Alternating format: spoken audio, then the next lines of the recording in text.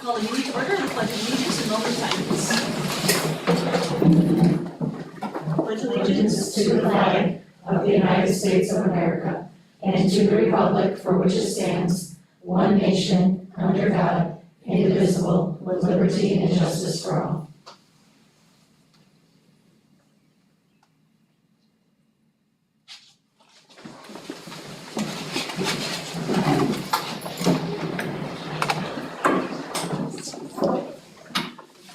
All right, good evening, everyone. Good evening. No anticipated executive session. Jump right into, are there any announcements this evening? No announcements? Okay, nothing from us either. How about student highlights? So our student highlight tonight is our Marauder Visual Arts Award, and unfortunately, none of the students were able to make it, but I'd like to recognize them and remind everybody that their artwork will be displayed at district office for the remainder of the school year and throughout the summer. Makes it look really nice, so we're very happy that we have such talented students. So from the high school, we have Natalia Hernandez. Hers is a watercolor still life.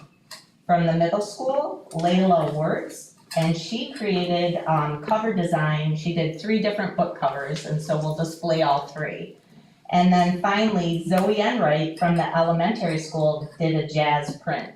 So again, all of the artwork will be displayed at district office, and I will send out photos of all of them in my Friday update so you can see them, get a good view. Thank you. Yes? All right, we'll move right into the public hearing, budget hearing. Thank you. We'll go ahead and jump to the next. Tonight's presentation. Oh, wait, Jeff, I'm sorry. Sure. Yeah, can Could we, we get our student representative first? it's the student rep, Oh, I'm So sorry. she doesn't have to be here all night. Do I have some announcements? Is that okay? yeah, we can move that, is that all right to move that? Yeah. Hold on one second. Okay. Thanks. This is gonna be really exciting for you guys. Unless you wanna stay for another hour. I'm not gonna- Very thoughtful.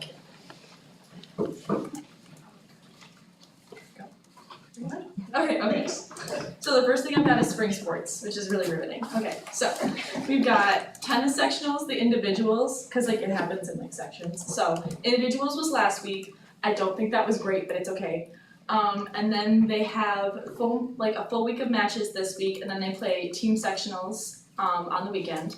The track teams have been doing really well. They had multiple first places on both the girls and boys side in the most recent meet against Gananda. And then last week the girls the girls and boys went to the Wayne Invite, and they both did really well. There were over 25 teams there, and the girls team took 6th. Softball and baseball teams closing in on sectionals, and then the softball team has a winning record, and the baseball team does too. Girls flag football played their first game against not their first game. The girls flag football team played their first sectional game on ER. Against ER on Monday, and then we won over half of our games in the first year of having a team, which is really cool.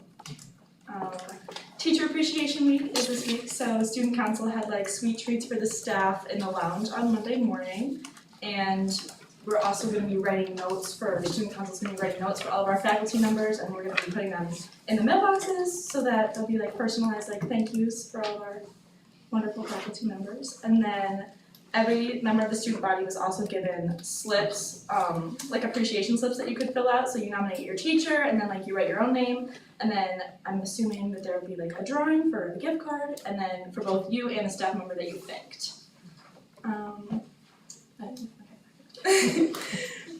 Marissa, who is the class of 2024 valedictorian, hosted a comedy show for her NHS project in March, and that was a pretty big success. So because of that and her own future in the field, she's coordinated with one of her favorite local comedians to host a workshop on comedy and improv for anyone who's interested in grades 9 through 12, and the workshop takes place on May 20th.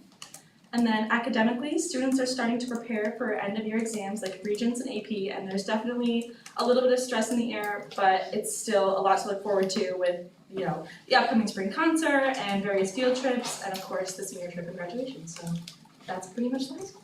What's going on? And how many weeks left? Ooh, 6 more Mondays. Awesome. Thank you very much. You're welcome to leave if you'd like. Alright, see you later, Mom. Don't speak. Alright, Jeff, now we'll move into the budget Okay, hearing. go ahead, thanks. Tonight's presentation is gonna be very similar to our last presentation, so most of this may sound familiar. So, I mean to make it that way, but it's still the same stuff. So tonight we'll go over the funding sources and the detailed comparisons year over year. And we'll go over the expenditure budget expressed as the New York State required 3-part budget.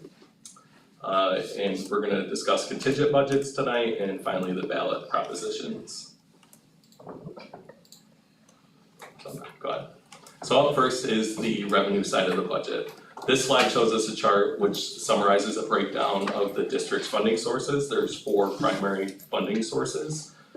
State aid, or specifically foundation aid, and other expense-driven aids like BOCES, building aid, and transportation aids make up approximately 51% of the district's funding sources.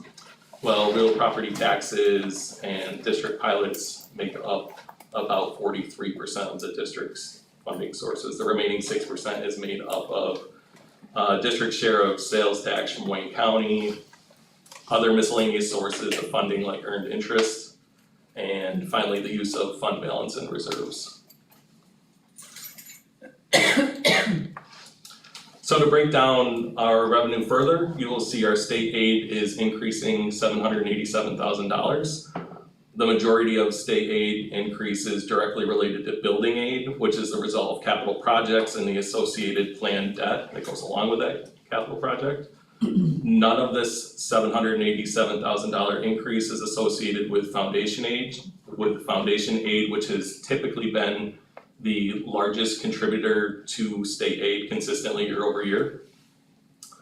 We see an increase in other local revenues of approximately $221,000. This is related to increased depository interest rates and the district taking advantage of that, moving money when it's a good time to do that, as well as increases for billings related to out-of-district students attending Williamson. Property taxes are increasing $295,960. This increase is tax cap compliant, represents 2.48% growth in the levy. Wayne County sales tax remains the same. Finally, we see small decreases for pilots, and federal reimbursements remains the same. So the total increase in our true funding sources is approximately $1,304,000, with the largest piece of that coming from New York State building aid related to those capital projects. Next, we look at how we are using reserves and fund balance to bridge that gap or to make ourselves whole. Because Williamson did not see increases to its foundation aid, a heavier reliance on reserves and appropriated fund balance is required.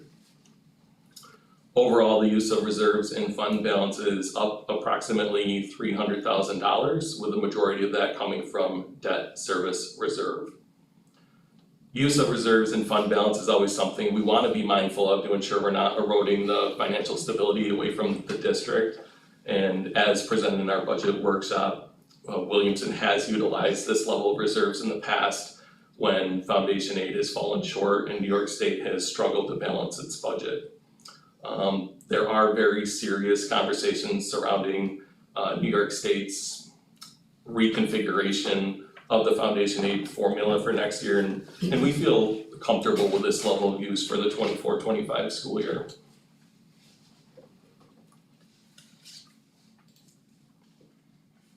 Go ahead. Yep. So next up is the expenditure side of the budget. So again, the expenditure side is consistent with what has already been presented. And this slide does a nice job of depicting how district funds are utilized. The instructional component of the budget represents all teacher salaries. Think about things like teaching students, student supports, instructional technology, purchases of instructional materials, curriculum, BOCES, programs, and all of these things represent about 49% of the expenditure budget. Employee benefits, health insurance, the employee retirement system, teacher retirement system, et cetera, are approximately 1/4 of the budget footprint. And so I know I've said this many times before, so in any given school budget across the state, it's not uncommon to see those two things add up to about 75% of any school budget, and certainly this budget holds true with that. The general support component of the budget represents buildings and grounds, infrastructure, central services, human resources, and financial administration, legal costs, compliance costs, governance costs, and these represent approximately 12% of our budget footprint. And finally, debt service, 7%, transportation, 5%, and inter-fund transfers, 1% of the remainder. Go ahead, thank you. So looking at the three-part budget as required by New York State, we break down budgeted items and assign them to one of three components: an administrative component, a program component, or a capital component. As we look at the administrative component of the three-part budget, we see an overall consistent comparison with the prior year. We see a modest increase of $175,000 with an approximate 0.05% decrease overall as a percent of total budget. The most noteworthy changes here are related to increased costs for BOCES. I say BOCES a lot, I wanna make sure people understand what that means. So increased BOCES costs can mean different things. It can mean personnel that Williamson shares with other districts to take advantage of cost savings, or it can be the cost of various goods and services to operate. For example, the cost of various software and hardware like printers, or it can mean the cost associated with running and operating a BOCES where all the districts share that cost. So in Newark, there is a wonderful facility, a wonderful BOCES, we all share the cost to maintain that facility. For example, the majority of the increase in the Board of Education line is associated with costs related to policy work with Erie One BOCES. This work is done to help ensure proper governance, compliance with rules and regulations, as well as transparency. In central administration and finance, there is an increased cost for shared BOCES personnel. So, and this was a big topic last year and it still is today. Over the last several years, BOCES has faced some challenges, the same challenges that we're all facing when we're competing for limited qualified labor force employees, and in turn is needed to reevaluate their compensation packages to attract new employees. This has become such a challenge that BOCES has actually forced some districts out of BOCES and they're not being supported by BOCES with certain personnel and programs and services. These increased costs that come along with those increased compensation packages obviously get passed through to the districts. One of the main increases in central services and special items is related to security software purchased through BOCES. And overall, the advantage here is that the district does receive BOCES aid on these expenditures the following year. So anytime we can take advantage of using BOCES, we do. Also, as always, we see increases here for contractual costs for salary increases and benefits. So this slide is just a summary. It's for people who might click online, might not want to watch this entire presentation. This just summarizes what I said, so I did this for each section. I think it's a good time to note, Jeff, that all of the budget presentations are also available on our website. Yes. Yep. You can go ahead and jump to that, thanks.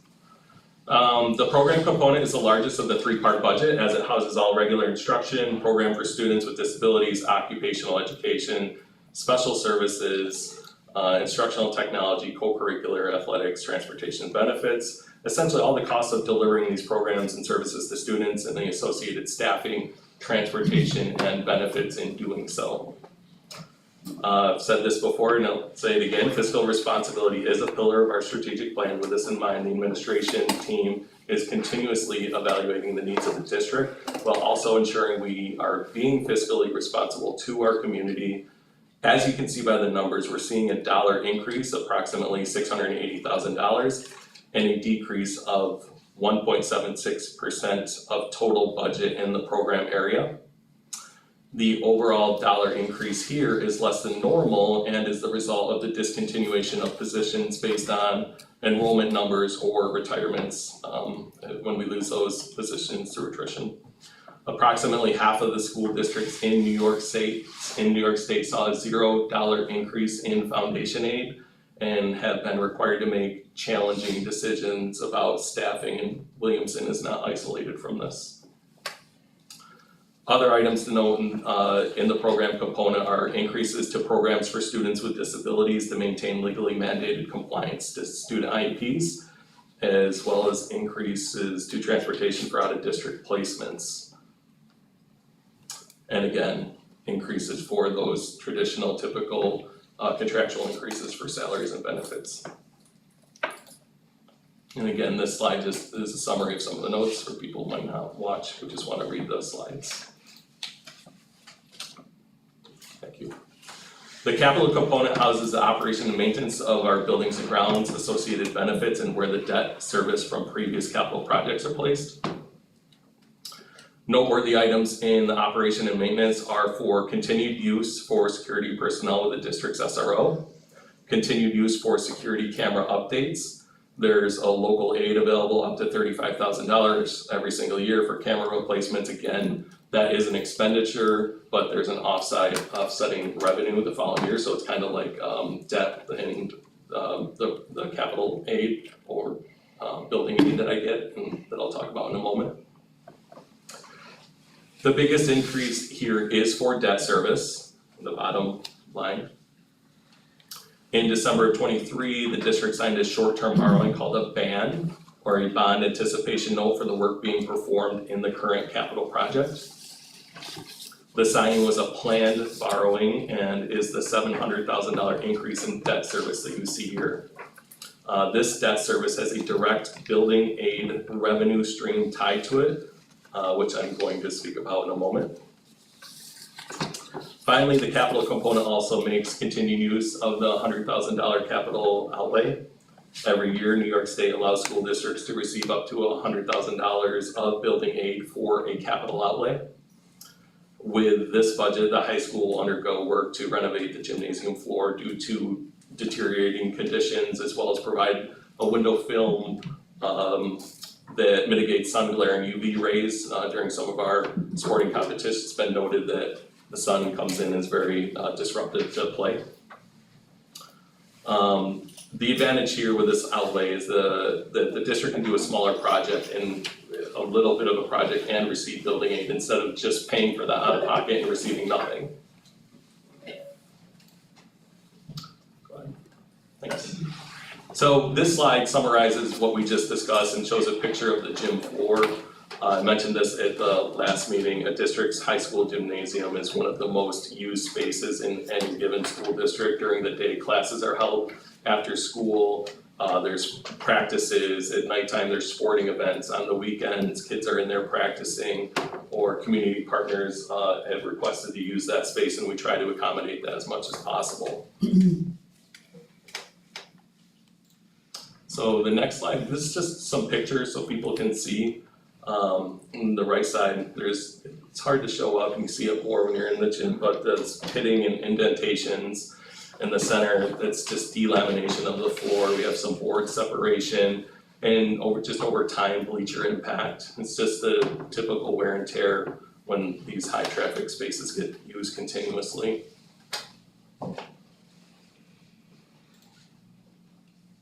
Thanks. As we look at the three-part budget summary comparison, we see that the capital component has the largest change due to the current capital project that is underway. This was a project approved by voters back in December of 2021.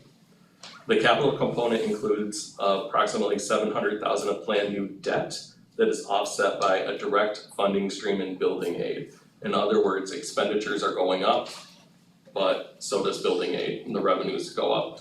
And the aid helps offset that increase. So why is this important? Year over year, we have budget growth of 5.96%. This is important because any year that a district introduces new debt, you're going to have a larger than normal year over year change in budget. Much of this 5.96% growth is tied to that structured growth of debt service of $700,000. This debt growth has a direct aid tied to it, which increases the revenue side of the budget.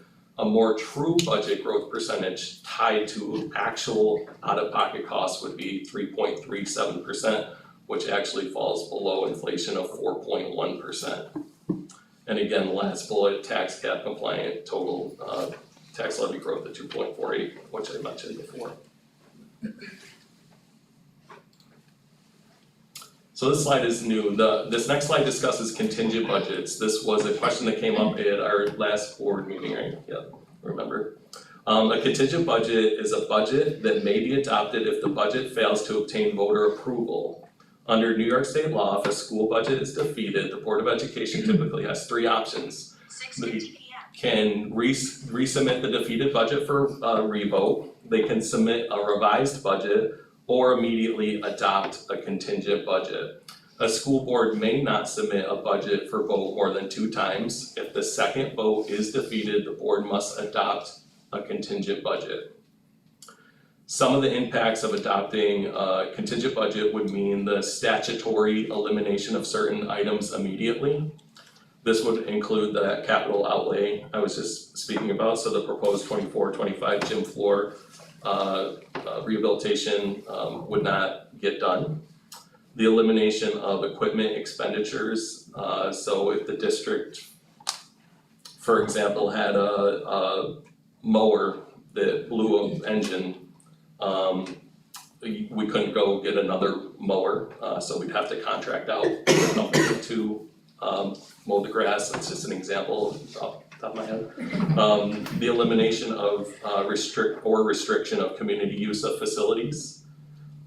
Certain restrictions to the administrative budget, so anyone not in a collective bargaining unit would not see contractual increases, raises. Elimination of certain school supplies for students, like pens, pencils, erasers. There's a list on the NICEAD website, but it is a very old list and it has very old items that we really don't buy anymore. Anyways, Like but protractor. like I was saying, like an abacus, I'm like, it's very old. But it's really just there to give you an idea of what some of those items are. So I just wanna know there is a list on the website, as well as student field trips and staff conferences. Athletics, extracurricular activities, non-mandated transportation, all non-mandated programs, activities, and purchase would also need to be evaluated and potentially eliminated. Any remaining contingency items to eliminate will be determined in collaboration with the Board of Education and the administration.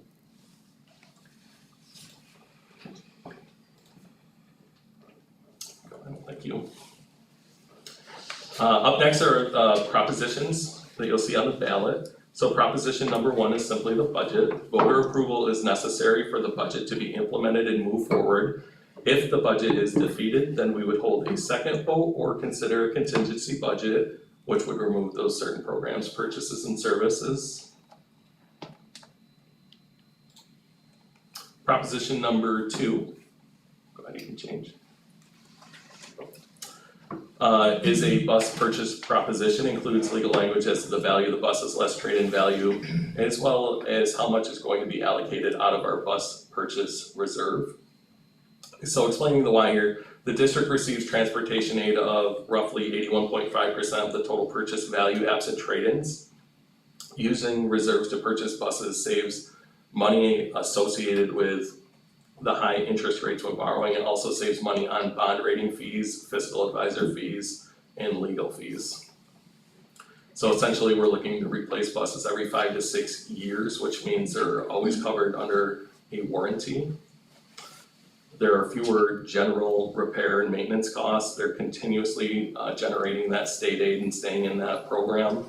And when their life's up, they come with a higher resale value or trade-in value, as well as regularly placing students in safer buses. As buses are created and made every single year, there are more safety features. Thank you. Finally, proposition number 3 is for the creation of a bus purchase reserve. The creation of this allows the district to reserve any unspent operating funds and apply them toward future bus purchases. These reserves work to ensure that scheduled bus replacements will not require additional property tax levy increases for capital expenses, as well as saves the district on interest rates for borrowing and all those associated loan costs I mentioned prior.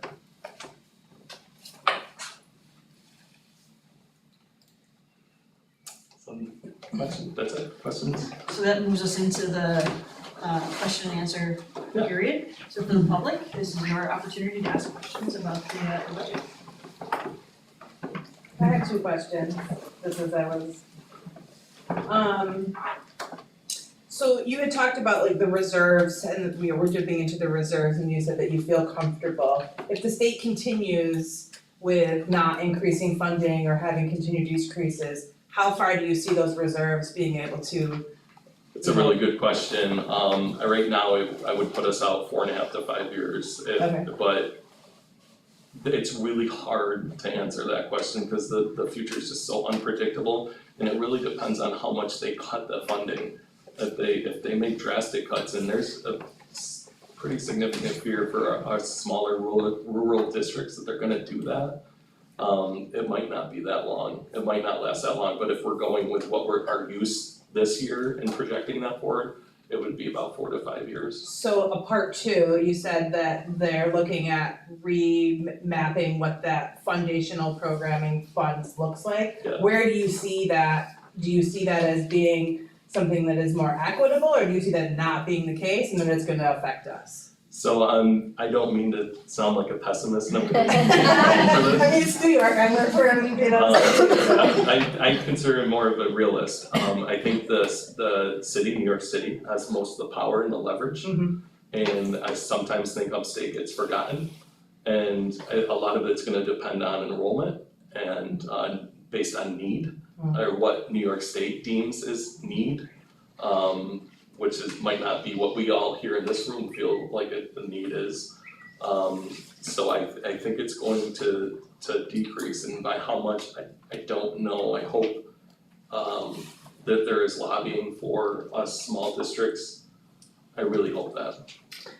Okay, and so then my other question was, you said that, you know, we pay into BOCES and that we've seen increasing costs in that. Just out of curiosity, do we pay per student or do we pay whatever the whole pot is, when we divide that by the 6 districts or however many districts that enroll in it? It's a good question. So there's certain items, they're called COSERs. So a COSER is like a service, like a program. So we pay on like use.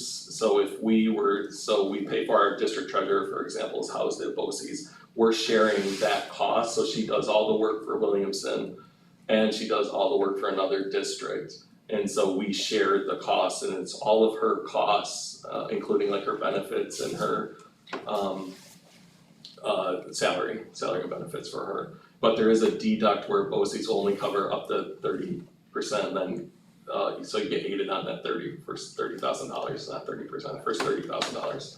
And then after that, and that's another thing that we've been lobbying for, is that to change, because it hasn't changed in 20 some years or something.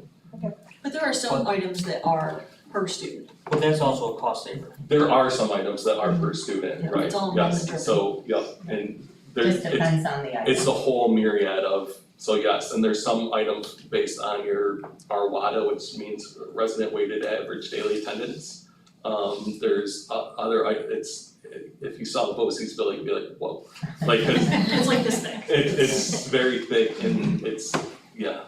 It's complicated, but I think, you know, the important thing to understand is we try to leverage that as much as we can, because the aid does vary from item to item, but it is aid that we get the following year, and so that's very helpful when we look at revenues, right?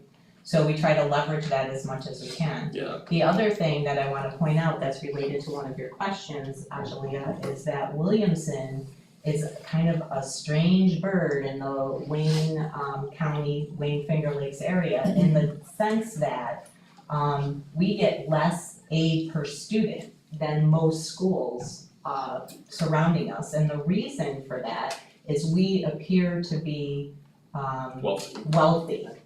So the state has a formula, they have lots of formulas, and the formula that they use to determine a town or an area's wealth has Williamson looking like we are, I think, the 3rd wealthiest district in Wayne Finger Lakes. Yeah, it's And we are not, but I think it's skewed a little bit from lake properties, big farms, that kind of thing.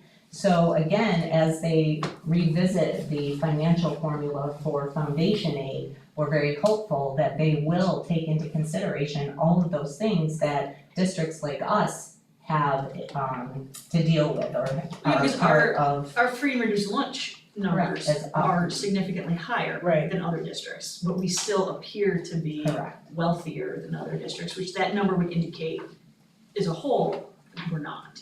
So, The combined wealth ratio is the term that they use for that. So it's looking at the combined wealth of the whole district. So I hope that helps answer a little bit. I have two questions.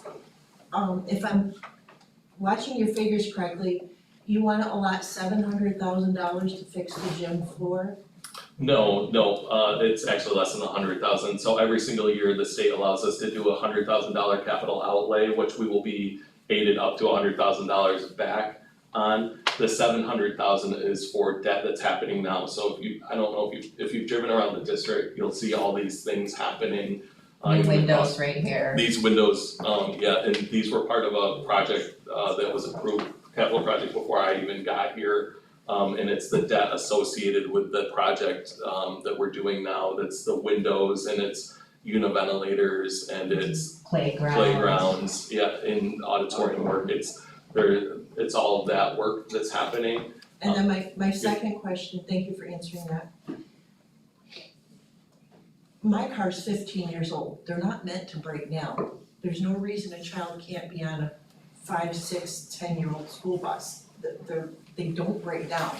I don't understand why you gotta turn in a bus every 5 years. It's a great question because I can understand, as somebody that owns a car, how you could see it that way. But what you have to recognize is we get substantial aid on anything related to transportation. So I think Jeff said 81.5%. So for every dollar we spend from the state, we get 81 cents back. And so that combined with the trade-in value of a newer bus, combined with The low cost of maintenance, the lower cost of maintenance. when you do the analysis, it makes sense, it actually is not, that's what most districts do, I don't wanna say all, most districts are. But that's because there's different cost factors, it's not like my car that I'm paying off and I don't wanna have a payment. So I think that's a great I question. get you, my vehicles are 10 years old also, I drive until they can no longer be driven. But this would actually make sense because you're actually saving money over time. But I agree with, I'm the same way. the state doesn't give us money though. for our They do cars, so- not, but they increase the gas. I have two related questions.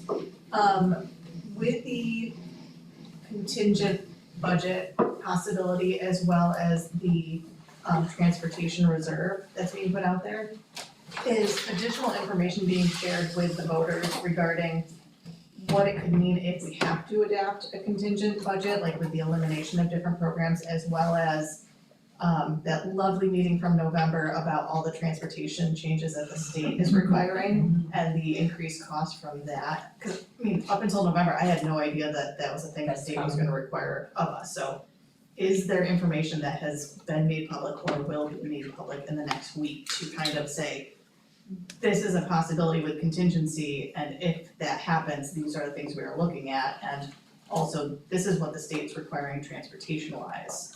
So transportation wise, the state will always require like back and forth to school. The things that are not mandated would be certain things like athletics wouldn't be a required transportation, or a field trip wouldn't be a required transportation thing.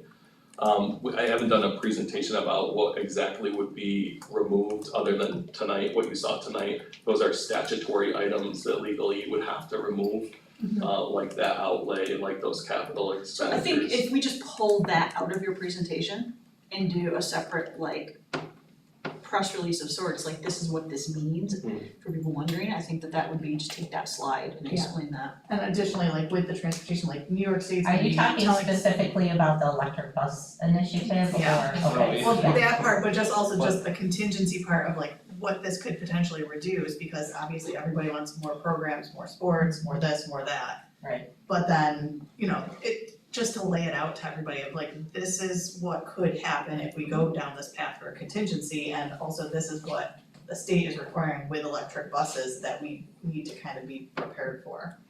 Yeah, and that's coming, I mean, I wish it wasn't me personally, that's my perspective, which nobody cares about, but it just, We care about you, Jeff. it just makes it very challenging. Yeah, There's I'm just thinking a lot like of if challenges.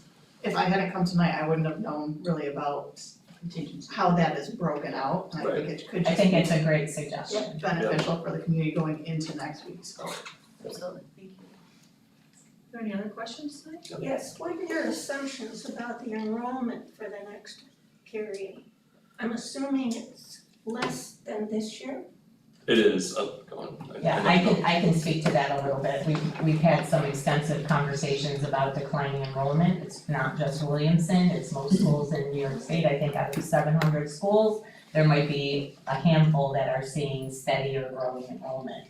So actually in the What's Happening newsletter that's going out soon, I speak a little bit to it at our budget workshop. We talked together, that was a public session as well, that I think the video is still available on our YouTube, about the options we should be thinking about or looking at moving forward. And if our enrollment continues to decline as it currently is, we will not be able to continue what we're currently doing. There's just no way we could sustain it, and there's no way our community could sustain it.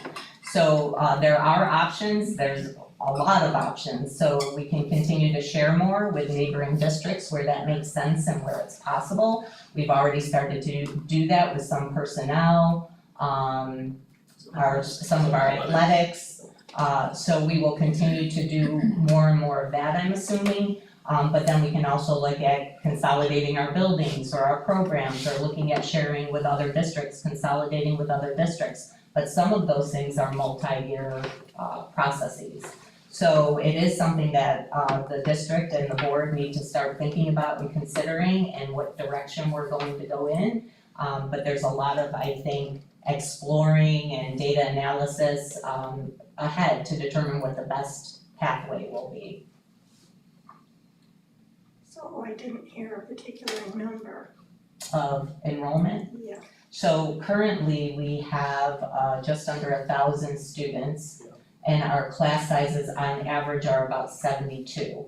Our, what's striking is our kindergarten class right now is one of the biggest we've had in a while, it's 80, but our UPK is 46, and our incoming UPK is 36.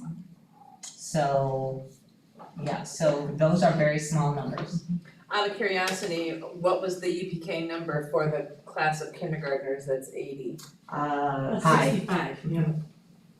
We typically get an influx of kindergartners who Who don't go to UPK. program. Yeah, 8 to But that's- 10, We usually get 8 to 15. 10. That particular year, we got about a dozen, but That's a good question though.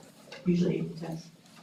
It's significantly lower, and I think that when we talk about our future planning, like we'd be remiss in not using those numbers to help guide some of our decision making moving forward. But as MG said, any of those big decisions that could be some sort of a consolidation of buildings, programs, working with other districts, those are not decisions that we can make today that will even happen next year, right? They're having multi-year things, and so we're starting the conversation today because we can see what's coming in the next few years, if that makes sense. So I had a question about your revenue line. You talked about tuition, but where does grant funding fall in Williamson's revenue line?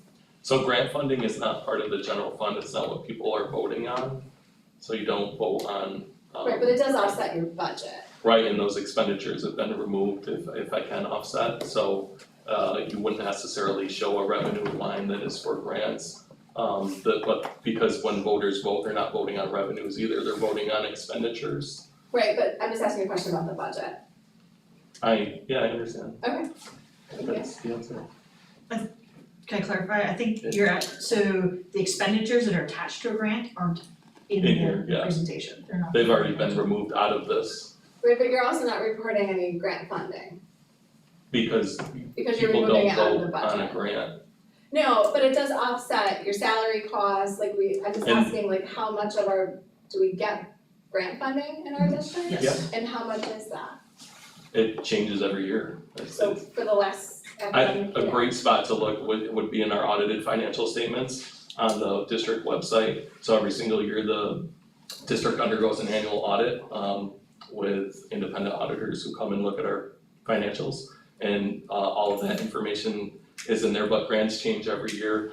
Like with the stimulus grants, like that's given a significant amount of money over the last 2 to 3 years.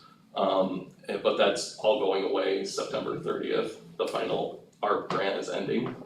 And again, our plan for the utilization of those funds is also on the website, but we get grants, we apply for We get competitive grants. IDEA, We get grants that are just annual grants every year, but they're all very specific. We have to report and provide, demonstrate the way we've utilized the grant money. You've worked with grants, there's a lot of follow-up and reporting on our end, and we have to make sure that the way we utilize the grants aligns with the purpose of the grant that was approved. So all of that is available on our website for our grants for sure.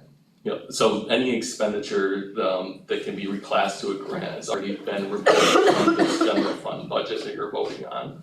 So the expenditure is gone, and so you have to have a balanced budget with the revenues and expenditures. So like the expenses removed, so these revenues are true revenues that, I don't know how to explain it, that are, They aren't funded from other they're, sources. yes, yeah, Well, tuition, if those people chose not to send their children, would not, it's not a guaranteed revenue either. I guess that's just my question, but it's fine, I'll look at the website, but some people do get multi-year grants, so then it would actually count in your capital budget.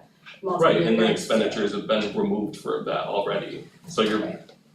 they're gone, they're not in Oh, I there. understand that they're Yeah. gone, I'm just saying if you're counting on tuition as revenue, that is an estimate, right? If that family chose not to come to the school, it's 100%, yes. not a revenue. So Yep. while you're including it as revenue, Yep. it's not actually true revenue, it's a guess of revenue. It's that unfortunately, like when you're doing school budgets, so much of it is your best educated guess, like because it is a highly transient population that come and go, and you don't know for sure.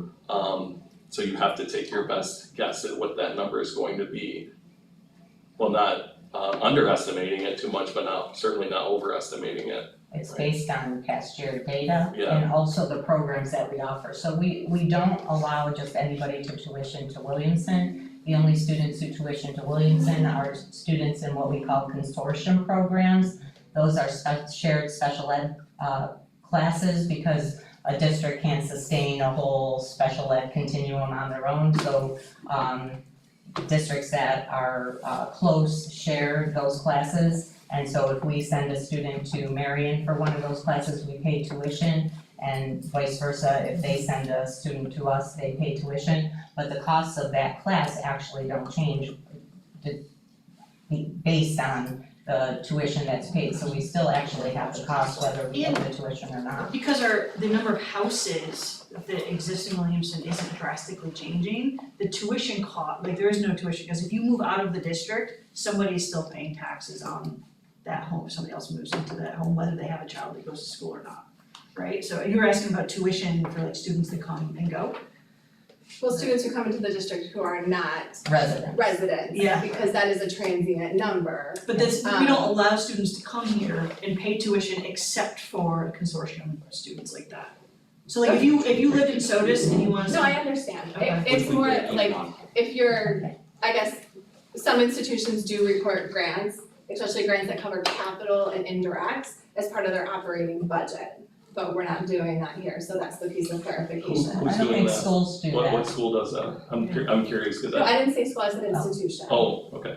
So some institutions do that, and it's part of your overall budget, cause you're expecting a certain amount of revenue, especially if you're on a 3 to 5 year grant for capital improvement. But to help clarify, do you know of any school districts that do that? And if so, we could look into that just to understand how that they do that. Yeah, I can look into it. It just seems in Wayne County, there's a number of schools who are improving their infrastructure and around capital improvements through grant funding, right? So it just, I'm just asking the question about, Oh, maybe through the art. Through the art funding, it's very possible that they have. there's a lot of private and public grants out there. I'm just saying, I was just curious where we stood on One of grant the- writing and One of the things that makes that somewhat difficult is that a lot of these grants are based on wealth, like we talked about.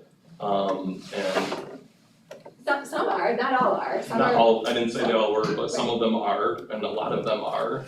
And it really depends on need. We are a part of the BOCES grant writing service. We do apply for grants if they are aligned with the work that we're doing. And we know we can make good use of them. We don't always win them, but when we do, we most recently received a community schools grant, a 5-year grant. But again, that goes to our community schools, people who come in and are trying to bring in outside resources and help us build those relationships with outside agencies. We received a school safety grant. We used some of that to pay for our security overlap as we waited for our SRO. We have a McKinney-Vento grant, which goes to support our homeless population. So we definitely take advantage of grants as we can, but again, those are accounted for in a different way, not in the operational budget, and all of that is available in our audits. I wanna speak just very quickly to the American Relief Program grants, which were COVID related. School districts received a lot of money through those grants, and you can find very clear evidence of how we utilize those grants on our website. Very transparently, I think all the FS10s are up or almost up. And we just went through the audit process with the state. Now, some districts use those funds for capital improvements, but we opted not to because we knew if we did that, we wouldn't get the corresponding aid. If you use the grants for capital improvements, you forfeited the corresponding aid. And to us, that was more important. So we use those funds to support our students, closing the gaps, AIS, more reading training. We use those grants for those kinds of things. Great, thank you. Any other questions? There was a couple that were submitted Oh, good. previously. One is, how much does the Board of Education get paid? If I'm in, I mean, yeah, they submitted it to the budget. 0, they don't. In fact, it costs money probably to pay for it, I would imagine. And then, the other question was, why are no administrators being cut when we are seeing large staffing cuts of our teachers and support staff? I can speak to that. So I guess I would push back a little bit on large staffing cuts. And the approach that we take to our staffing reductions has always been to look at trying to do it through attrition, because that's the perfect opportunity. Nobody is losing their job. You can see, where you can make those changes or move staff around. So we did reduce several positions through attrition this year, people who were retiring, and we're like, when we look at the numbers, we just don't need to replace them. We are not cutting any programming. Students are still receiving all of the same programming. We're moving maybe from class sizes of 14 to 18 with the reductions that we made, which is right sizing because of our declining enrollment. So when we talk about administration, we know that soon we will have the opportunity through attrition to adjust. But also I would say we continuously get more mandates from the state of reporting and things we have to do. Behavior management, teachers have requested more support with that, so our administrators are very hands-on and helping all day long with behaviors that are taking place in the classrooms. They are very highly and well utilized, but again, everything is on the table as our enrollment declines, and through attrition, not trying to say that our admin team is old, but I think we can address that through attrition over the next coming years. Some may be ready for different things in their life. Any other questions? Nope, that was the last one. Alright, thank you. Okay, so we'll jump into the meet the candidate portion of this evening. I think we'll call each candidate up to the podium and you can introduce yourself. Talk a little bit about who you are and why you want to run for the board. So Joanne, if you'd like to go first, you were first on the list.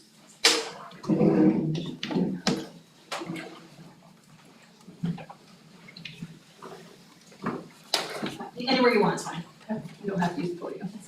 Alright, good evening, thank you very much for inviting me to speak tonight. My name is Joanne Weinscheider, and I'm running for the Board of Education because I believe in the transformative power of education.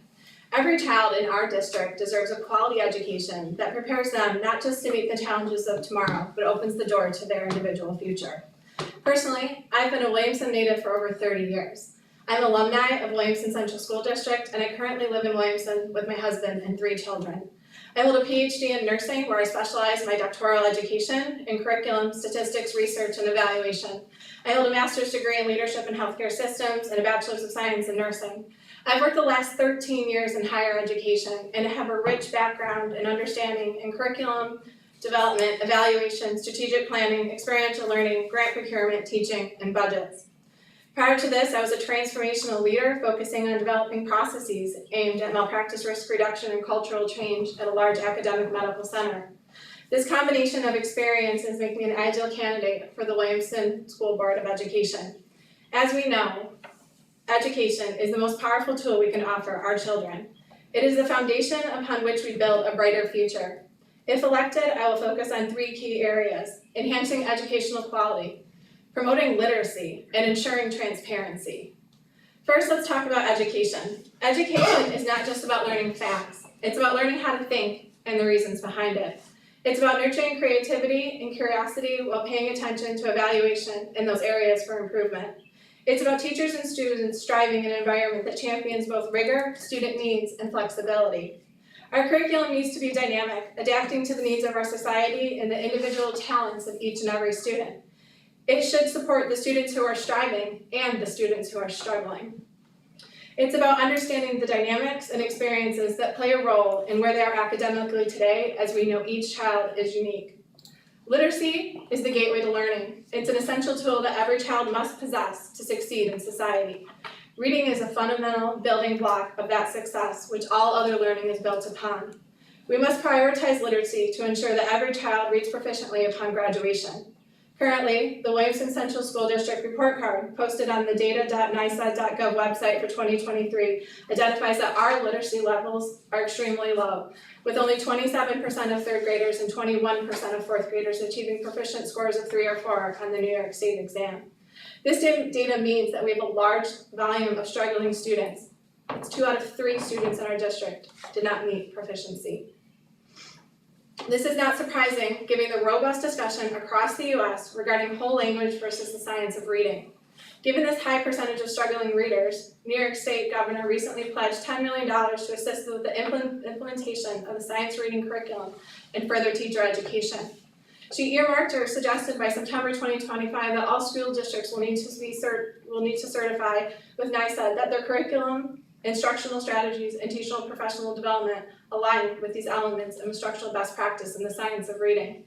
It is my goal to help secure funding and make sure that Williamson is at the table to 1, identify struggling readers within our district, 2, to support our teachers with the resources and education they need to move forward, as many did not receive this education as part of their academic preparation.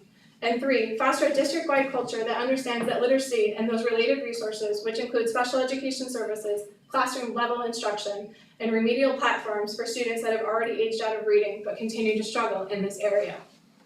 And finally, transparency. Trust is the cornerstone of any successful organization, and our school district is no exception. As your representative, I am committed to transparency. You deserve to know where and how your tax dollars are being spent. You deserve to have a voice in the decisions that affect your children's education. I pledge to ensure that our meetings are open, accessible, and that information is available to help the community understand institutional decision-making and processes. Let's bridge this gap between parents, teachers, and school administrators to ensure that our district not only operates efficiently, but also embraces the values and concerns of our community. Help us create a nurturing environment that prepares our students not just to pass tests, but to live rewarding lives. We have the opportunity to shape the future, right here, right now. I ask for your vote on May 21st to help make this vision a reality. Together, we can invest in the future, the leaders of tomorrow. Thank you. Thank you.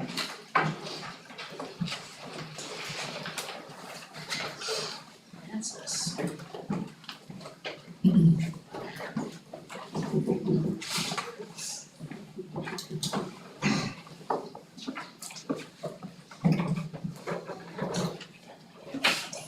Hi, I'm Francis Gaspari. Most of you know me by now. I've served on the Board of Ed over the last 3 years.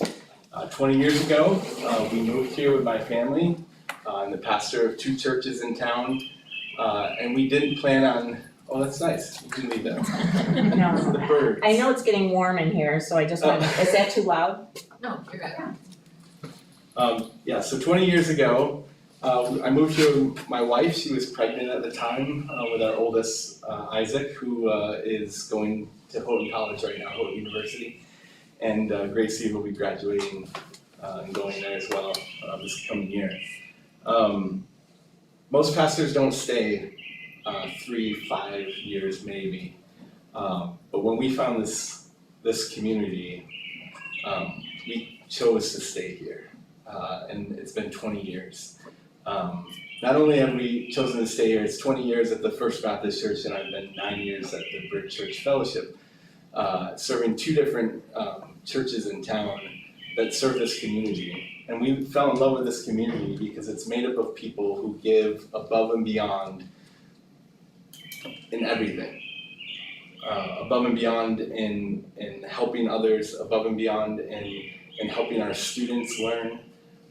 One of the things that we loved about the school district, and that being a board member over the last 3 years that I found out, was we have an administration, we have staff, we have teachers that give above and beyond to our students. And there's many reasons why academics aren't there yet, but they work constantly on bringing that up and figuring out ways to meet the needs of today, which are different than they were 20 years ago. And to be able to be a part of that, it has been a true honor for me in my own life to be a part of that process. I bring a number of skills. I've been a lifelong learner since I was very young, and a researcher. I love to find out why things are the way they are, and I don't give up until I truly understand that. I have a bachelor's and a master's as well. And continue to learn as much as I can. Even on the Board of Ed, I can't tell you the number of hours that I spend just getting ready for a board meeting, learning and understanding everything that we're talking about, and deciding upon. And I promise to continue to do that. I have a number of relationships within our community, not just the churches, but a number of parents who are parents of the friends of my kids. And I continue to foster those relationships and talk with people. Many people have questions. There is a communication, maybe a blinder somewhere between the school district and the normal public, because they don't always understand all the rules and regulations and processes and policies that happen in the school. And it's been an honor to be able to say, here, let me explain this to you and show you why it is this way and why this decision was made and what the process was to get there. And that has been really helpful, I think, for our community. And having those relationships is very helpful in that way. I've always worked for transparency. If you watch the board meetings, I think that's the biggest word I say and have said over the last 3 years, that we need to be transparent. And we'll continue to push that. And I think there are ways that we can be more transparent. And we'll work toward that. I'm a hard worker. I give 110% in all that I do, and we'll continue to do that. And thank you for those that have supported me over the last 3 years, and for anyone that votes for me in May as well. And I look forward to where our district is going with leadership that is here. Thank you. Thank you. Okay, so we'll jump into the question and answer period. Is the intent that, Yeah, I think if they just both stand That's right great. there. Kelly, do you wanna start with the questions that were submitted? Sure. In case that maybe answers Sure. questions for everybody else?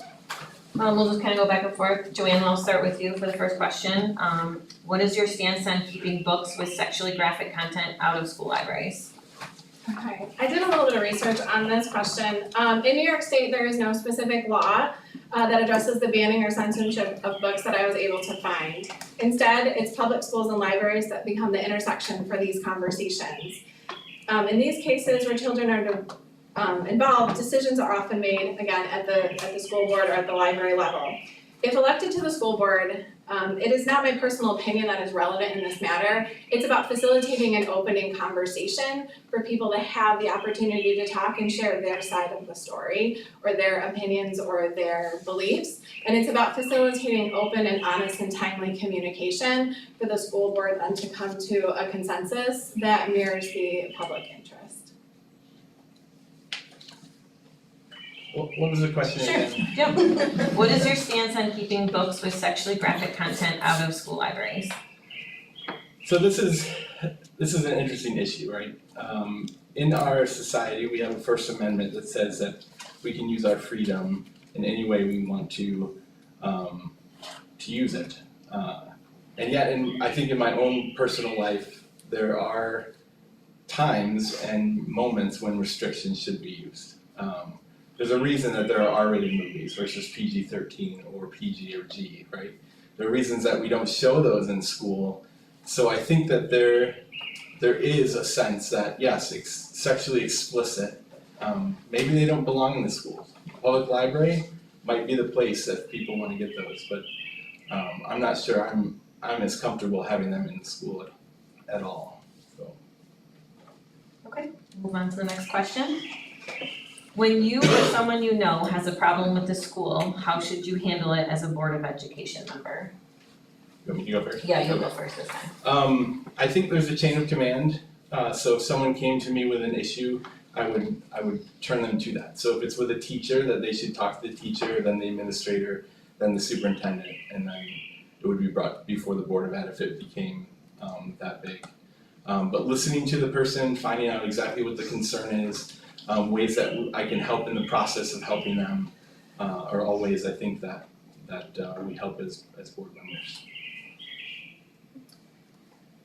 Well, I'm new to the Board of Education processes and I do look forward to learning more if given the opportunity. I do believe in open, active, and timely communication as an important route to solving problems.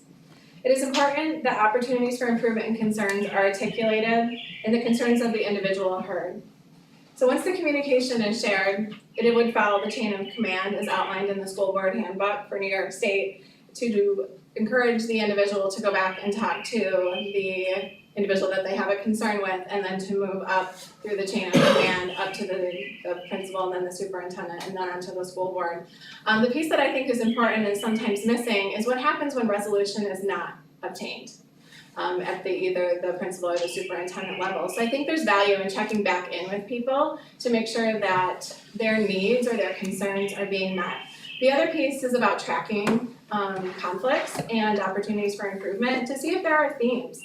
Data is really powerful and really speaks to natures of organizations, and it's important to track that data and to really talk with the superintendent about why we're seeing bubbling up of a certain number of complaints. Because when you look at concerns and opportunities for improvement, there is typically a structure or an organizational pathway that led to that concern.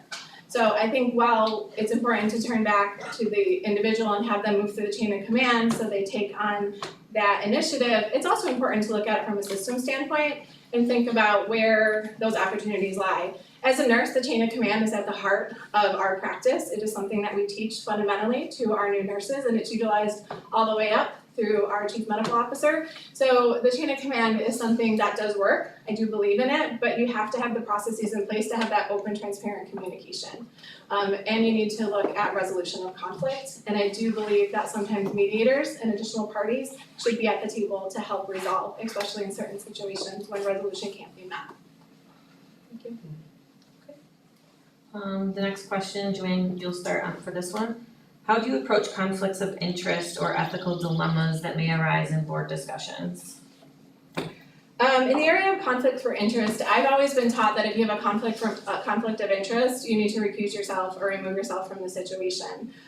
You need to have that personal lens to decide when you have a conflict of interest. I would also make the assumption that conflict of interests are assigned in academic settings as they are in my academic setting. And I think it's about holding yourself accountable as well as your peers and teammates, that if there is a conflict of interest, that it is discussed. Because conflicts of interest can negatively impact conversations and decision making. Do you want me to speak on ethics, or do you want me to speak on conflict of interest? However you wanna do it. Okay, I can speak on it. Yeah, I think as a board member, we've abstained from things that were considered conflicts of interest to us on those votes, and I think stepping back from the conversation when we have a conflict of interest is important, so that we're not swaying it towards something that, would be of interest to us, then that's not best for the school district as a whole, so. So in the area of ethics, as a nurse and as a nursing educator, ethical, transparent, and honest practice is at the core of my approach to teaching, leading, and learning. Ethics should be driven by policy, procedure, and institutional mission and vision on both sides. A just, equitable, and fair educational environment that supports each student, as well as staff and faculty, is important and a priority of mine. Ethical dilemmas, I think as a board, conversation is the most important thing. We need to come to a consensus on the issue if it comes up and be able to talk about it. So being able to share in a way that is open and honest and transparent of where we are, and having that conversation and allowing others to speak to us and share their views and then coming to consensus, I think is important. So listening to one another. And then there's also times when we need to hold firm and say this is the right thing and we need to stand and hold firm to that. So but the conversation around that is, I think, the most important part, and being able to work with others to come to a decision together. Okay. Next question, Francis, you'll go first for this one. What do you see as the greatest strength of our school district? The greatest strength, I think I mentioned it in my talk. I think there's two things. One is our community. Our community is very strong in Williamston. It's the reason we have deep roots as one of the district's vision, really. Maybe not vision, but identifiers. We have deep roots in our community, and our community is very supportive, and I think that's a great advantage to our school. We have people that come in and volunteer their time. We have ways that we go out and reach others in our community, and that's a great asset for any community. I think the other thing is our staff. We have so many staff that go above and beyond. They think about the job when they go home. That put in extra hours. That work with our students that are struggling to get them up to where they are, and even challenge our ones that are doing great. We have such a strong community in that way, and I think that is the best asset that a school district can have.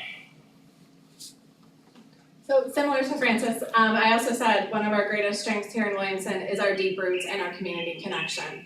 As a long-time resident in Williamson Central School kind of part of the Williamson Central School family, I returned to Williamson to raise my children because of the amazing experiences I had personally as a student at Williamson Central School District. I appreciate and value the connectedness of the community and the school. The encouragement our students get to push the boundaries, to try new things, and to take chances is amazing. In a small school atmosphere where they can learn, grow, and be supported by not only our school, but by the larger community is amazing. It's amazing to see the strength and the connectiveness of this community. It's one of the reasons, again, that I returned to Williamson to raise my kids. It's the reason we stay in Williamson, is that it opens doors and possibilities and really allows them to grow as young learners to hopefully be leaders in the future. Next question, I know that there's a couple others, so we'll just use this first question as the culmination of all the other questions that are similar. Can you commit to attending and being prepared for regular board meetings, committee meetings, Board of Education connection times, and special recognition assemblies? Yes, I can commit to the time. I have a flexible work schedule and community involvement and partnership is a priority for my employer. In my personal life, this is an ideal time for me to take on a larger role in my community as other commitments that I've been attentive to, mainly PhD education, have come to an end and I have more free time. Yeah, and I can as well, and have been for the last 3 years, so. Okay. How will you make yourself available to the community at large? I think I made myself available in a lot of ways. The churches I serve are in the community, I live in the community. I attend a ton of track meets and cross-country events. I'm at pretty much every assembly, working with the tech interns in the back. So if you ever see me and wanna talk, I'm there. Every concert. And then, yeah, I shop here, I live here. My number is always available, email. I've had many people just come up and talk and I feel like I'm approachable most of the time.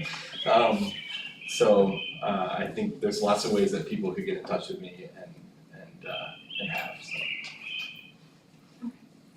So this is an area of particular interest to me because I do believe in open door policies, having an open community and timely discussions. I'm more than willing to listen to concerns and understand perceptions, and I really would be in favor of quarterly open forums to hear directly from the community. I think that going to sporting events and other things is great, and I think that's a great opportunity, but I do believe that having a more structured and timely opportunity to engage with the community is important. When you're a Board of Education elected, you're gonna be wearing different hats at different times, so setting aside specific time within my week or my month to be visible to the community is important, and wearing that hat to be open and honest and transparent with learning from the community. Next question is, what motivated you to seek a position on the board? I don't know. Hard to keep track. I am motivated to seek a Board of Education position because I do believe in the power of education. I believe that it is the gateway to growing and succeeding. It is important to me to focus on not only today but the future. I've had a lot of different experiences with Williamson over the years, and I think I have a lot to give back to the community as far as shaping policies, procedure, kind of that macro level lens. In addition to the skill set that I bring from higher education, I understand that the landscape of education is changing. Our learners not only changed in the last 20 years, our learners have changed in the last 5 years. What they want from education, how they learn, what they learned as youngsters is impacting their future. It impacts how we're going to need to educate them. And I have that lens. I have a lot of continuing education around higher education, diversity, equity, and inclusion. So for me, it's about hoping to shape the future and about giving back to the community at this time. For me, it's to continue the work I started 3 years ago, and continue to be a part of this great community and the school district that shapes our children to become whole persons. Not just academically strong, but people who give back and give above and beyond like the community does. And to be able to be a part of that and help shape that and continue that deep root is a part of why I serve on the board of that. Okay. Next question is, how would you support the district's teachers? Wow, I support these teachers in a lot of ways, I feel like, already, and have over the many years that my kids have been in the school. So I think supporting them is really important. If our teachers aren't supported, they can't teach our kids well. And so we need to take time to thank them, to recognize the times when they give above and beyond, and to the Board of Ed connections, things that we have done, have been a way to say thank you to our staff and our teachers, and I think that's a really important thing. I think without that, the school district falls apart, because the teachers won't wanna give anymore, and we need to support them as much as possible. Supporting teachers and educators is vital to the success of every school district. To support teachers, I would really need to know what is working and what is not working? I personally don't know the answer to this question because I'm not a teacher at the Williamson Central School District. I don't know what they're struggling with, I don't know what is working well. It's about, for me, having open communication and honest communication about those successes and failures, their concerns and their wishes as educators. It's that if you had a magic wand, what would you change? That's where you really want to get with teachers and educators. It's like, what do they see as transformational education? In my current role, I do spend a lot of time teaching communication and debriefing strategies. This is a framework for building both support and success in high-functioning teams. So it's about going to the teachers and finding out what do they need, and then working as a Board of Education to strengthen those processes and frameworks and resources, because education is changing. Describe your past relations with administrators, teachers, support staff, and their unions. I do not have a personal relationship with any Williamson Central administration, teachers, support staff, or their union. I have had over the years an opportunity to collaborate and advocate for my children as they transitioned and moved from elementary school to high school. Can you read it one more time? Yep. Describe your past relations with administrators, teachers, support staff, and their unions. I think overall, having my kids be in the classes, I've gotten to know teachers and I've talked to them. And as well as administration on the Board of Ed, working with them closely and learning what gifts they have, what things that they're interested in, what they're passionate about, and working along with that. I haven't had too much work with unions. We usually only have one representative on our board to work with the unions per se. And so that just hasn't been me yet. But I look forward to having that opportunity at some point in our future. I haven't had any run-ins with our administration or our teachers in the past, but have continually supported them in different ways. And we'll continue to do that. One of the things I think I found as I became a Board of Ed member is that our administration, even our teachers, all of our staff, they're highly educated. They know what they're doing. They have an understanding that we don't think that they always have. And it takes getting to know them and talking to them to find that out sometimes. So being a support of them to those outside the community has been important in that way as well. So Next question is, how would you deal with a challenging parent? this kind of goes, I think, with the first one, was it the first or the second question? It's the chain of command, right? Like, you wanna walk them through that. I think the first step, of course, is listening. Why are they upset? What are they upset about? And then guiding them to the people that can help in that. I think that's the big thing. And as you said, following up is important. I think that's a good thing to do as well. So similar to my answer before, it is about open communication, utilizing the chain of command, but I think it's important to acknowledge, accept, and sometimes to apologize, because sometimes things just don't go right, and there is a need to take ownership as we move through that process of discussion and helping them kind of move through that process of getting their questions answered or their concerns. And then again, follow-up is important and tracking of data to see what is the data actually telling us around some of these concerns. Because when you look at concerns or opportunities for improvement, one seems like a maybe, two seem like maybe there's a cause, 3, 4, 5, you start to have a pattern, and you need to look into that. Patterns represent need for change typically. So when you look at operational theory, there is some benefit to looking at those successes and your failures and celebrating and talking about both. Okay. Next question is, what does the term accountability mean to you? So accountability to me means being present, active, engaged in my work and in my words and my communication. It's about being responsive while taking time to listen and learn. Accountability should also be measured because data talks and tells an accurate picture. If you're not collecting data on both sides, again, successes and failures, then you're not accountable to your organization because it's really not telling your story. So accountability really for me is being present.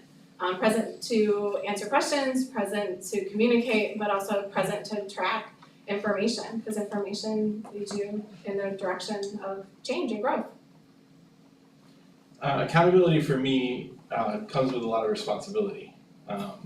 And when you're accountable to something, you're responsible for it. And responsible for your actions, responsible for the direction that something is taking. So as a Board of Ed member, my responsibility is to do what's best for kids.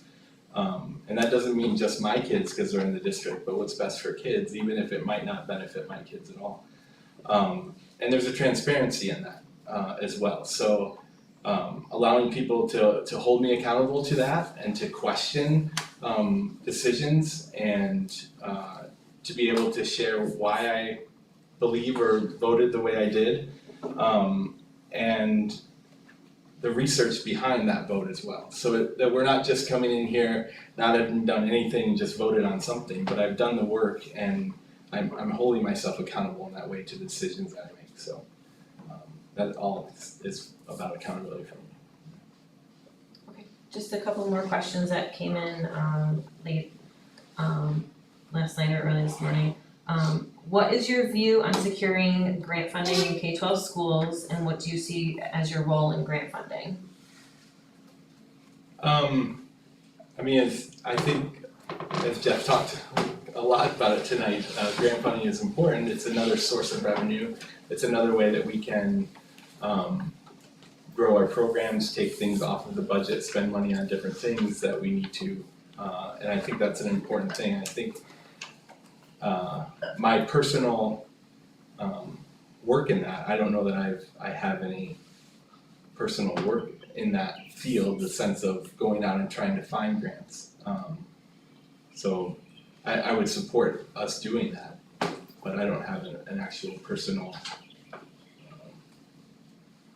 I guess, looking for those myself. Can you repeat the question? What is your view on securing grant funding in K-12 schools, and what do you see as your role in grant funding? I think that grant funding is highly valuable to K through 12 schools. I think it allows us to try new programming, evaluation, to bring in methods and methodologies that would be beneficial to our students. I think there's a lot of grant funding in New York State and across the US that we can take advantage of. As I said in my introduction, I do have extensive grant and budget experience. I do think that if I was given the opportunity to be on the Board of Education, looking for grants, helping write grants, is something that I'm willing to do and interested in doing, because there is, in my opinion, there is funding that we can obtain and it would help the school district. One last question. What is your view on the science of reading and New York State's recent decision to change the reading curriculum across New York State to the science of reading? The science of reading, going back to the phonics of learning, is that what it's about? Yeah, that's what this is. I don't care, it's okay. It doesn't matter, you should read it all the time. What is your view on the science of reading and New York State's recent decision to change the reading curriculum across New York State to the science of reading? So I think it's a great thing that we're going back to phonics-based reading. There's a large number of readers that cannot learn or do not learn through a whole language. So I think it is a great shift for our state and for our community and locally, because we do have struggling readers. I do believe that it's going to be a transition and that we need to be out in front of it, because it is a different way of teaching, learning, and evaluating. So as a district, I hope that we are thinking strategically and looking into the future on how we're going to set up these processes to meet the needs of this new type of reading. Because it's more than just buying a textbook, it's about understanding the intricacies of the approach.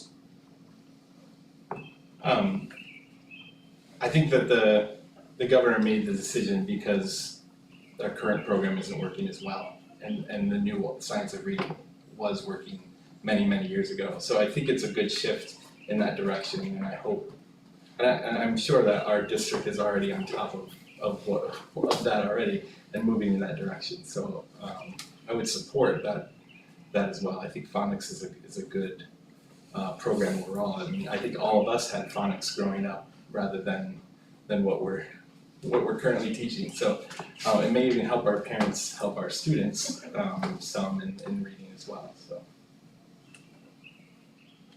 That's it. Does anybody here have any questions this evening?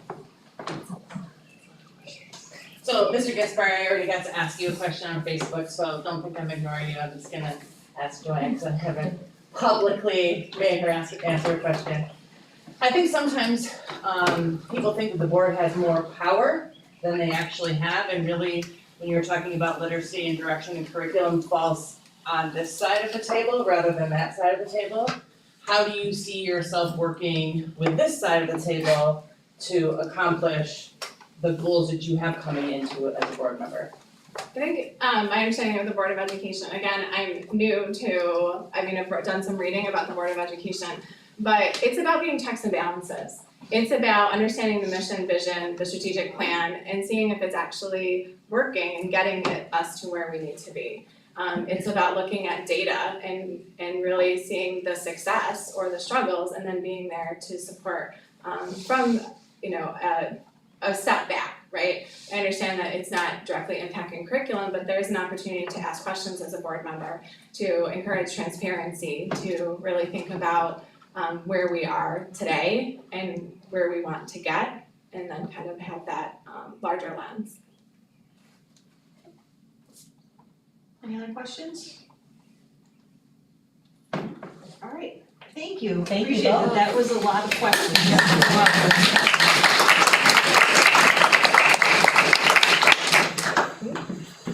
all right, we're gonna move into reports to the board, reports from district administrators. Give me a minute to catch up here, so we'll start with Ms. Saxby. Good evening, everyone. I just want to highlight two things, and I'm really glad Veronica is here tonight, because the first thing I'd like to highlight is PTSA. They do a tremendous job for all of us, but they have especially been so supportive of the elementary school. Starting with our incredible Scholastic Book Fair that Veronica and her team just successfully went through. I think Scholastic would love to use Williamson Elementary School as their poster child, but it all comes down to the work that Veronica and the team put forward. It was an amazing event. We did a parent night, a family night again that had crowds down the hallway, out the door. And so Veronica, thank you very much for spearheading that. And in coupling with that is all they've done this week to help us celebrate our staff. They did a lot of promotion around having students give the opportunities to write notes to staff to thank them, and then had a lovely celebration for our staff today in our staff room. So thank you very much to the PTSA. And the other piece of the puzzle I'd like to highlight is our wonderful Megan France and Christy Byron, who are our fourth grade band and choir teacher. They have done a tremendous amount of work with our fourth graders who begin their music careers with us, and last night they had their end of the year concert, and it's just amazing to see the growth that they have made, and the place was rocking in the high school last night, and it was a wonderful concert. Kudos to both of them and all the students. Thank you very much. Ms. Taylor. Good evening, everyone. I would also like to echo Ms. Saxby. I cannot thank the PTSA enough. They have reintroduced and reinvigorated our roller skating parties again. So our 7th and 8th graders had one last week, and they were so excited, like they hadn't had one for a while. And it was amazing. And our 5th and 6th graders are gonna have a second one. So I also cannot thank the PTSA enough, because they have been very supportive and very flexible. So thank you. And also, I'd also like to recognize Denon Hill. Denon is our guidance secretary in the middle school. She is worth her weight in gold. Denon is an organizational genius. She has organized all of our state testing. She's organized our iReady. She just and quietly and efficiently and does a great job. And then I cannot thank her enough. She does a great job. Thank you very much. Dr. Aker. Thank you. Well, I'm gonna also speak about PTSA. It would look really weird if I didn't. So I do also appreciate everything that our PTSA does, especially this week. The things planned for staff appreciation are also likewise appreciated. I'd also like to speak to some contingent items as highlights this week. So I do want to thank our junior class advisors, Danielle Murphy and Marissa Foss, for putting on a beautiful prom. It was wonderful. I want to thank our facilities director, who happens to be here today, for the work that he has done to ensure that what is being done to our library for the renovations is of the best quality. It's not just whatever they decide to throw in there, it's exacting and with the expectation that should be appropriately done and done well for our students, for our taxpayers, for our families, and for the long term. So I want to thank him for being very particular on things that matter. We have Breakfast of Champions will be coming up, our featured speaker this year, coming off a great spring season is Mr. McCoon. And just to highlight the number of students participating in Breakfast of Champions this year, it is about 35% of our building. So those are students who are on high honor roll at least one marking period, and the percentage of students that are on it all 3 marking periods so far is 1 in 5 kids in our building, which is pretty exceptional. So if we have some great things to highlight, I want to highlight them. And then also, lastly, just an informational item for the board and anybody who may not know this, is that our Western Wayne Summer Academy, our regional summer school, is composed of Williamson, Wayne, Gananda, Marion, and Sodus, and we rotate sites on a 2-year basis. And so it's been a long time since Williamson High School was the host of summer school, but we're back this summer. So our regional summer school program will be at the high school this year and next year. Thank you, Dr. Avery. Mrs. Libertor. Good evening. I just have a few brief updates. So one, I just want to take a moment and thank all of our instructional staff, all of our support staff for everything that they do on a daily basis for our students. I know that even all of the great treats and things that are being given to them this week, it's still not enough. They deserve the utmost respect and support. So thank you to all of them. Tonight you are going to be approving after-school session facilitators. So just to continue the conversation about grant funding, through our ARP after-school grant funds, we have been able to design and implement after-school sessions that just give our kids some enriching experiences that are of their interest. So just a huge shout out to all of those who are willing to take on that extra commitment and in order to provide those opportunities for our kids. And then lastly, a couple of meetings ago, I did a pretty lengthy presentation on project-based learning and our district's commitment to that and the implementation that we're looking at for this upcoming year. So as part of that, we have a Supernova team who is really doing some trial and error with the instructional approach. And I just want to highlight Erina Guilfoyle. She's one of our first grade teachers who is part of that team. And so, she was somebody that during the training, she had a lot of great questions. She's a processor. And so she went back and I had a smile on my face the whole day. I just have to tell you this. Her kids designed a zoo, but the way that they came up with that product was by researching animal habitat. She was able to cover math, science, and social studies standards all wrapped into one. And she was like, I couldn't believe it. Like, I actually stepped away and the kids did all of the learning and the researching as first graders. So I think, that's always a concern, is like, how much independence can our young learners actually have? And she did it and was just so just in awe over what those kids came up with. And we were able to go, so then once they did all of the learning behind it, they created their zoo. And she let them design the room, they designed projects to go with it. And she said the kids were having conversations about which animals should really be together, which animals should not be together, based on the research that they had done. So just overall, I think a huge success when we talk about instructional approaches, and certainly I think as an ambassador for that work, some really great experiences to share with her colleagues. That's great, thank you. Yeah. All right, just, Mr. Sutton, you've already said a lot, do you have any? No, I okay, actually, so thank you for recognizing Patrick for all the work he's doing. There's whenever there's a capital project going on at Zoo. A lot of work. It's very crazy, so I also wanted to thank Vicky Pascarella, Scott Converse, and Barb Bush at the bus garage for helping so much during this interim period when we're without a transportation director. They really stepped up to help support that, and they're doing great. They're doing a great job, and we're very It's appreciative. a great team effort. Thank you. Very quickly from me, a lot of similar themes. I hope that everybody has taken a drive around and checked out the new playgrounds. They are so cool, it's so exciting. I feel like one of the kids are like just a buzz about them, they can't go on them yet.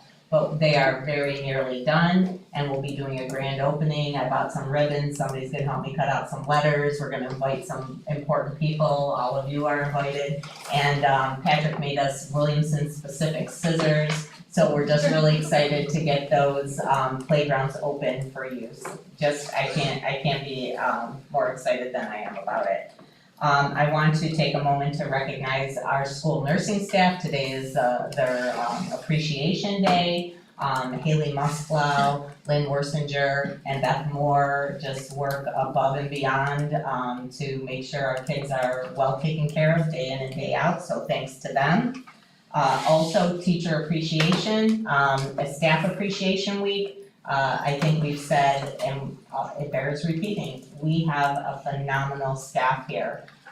They are just all in for doing what's best for kids, and it's wonderful to work with them. And I echo the thanks to PTSA for making them feel special. You guys have gone above and beyond, so thank you so much, PTSA, for all you've done for our staff this week. And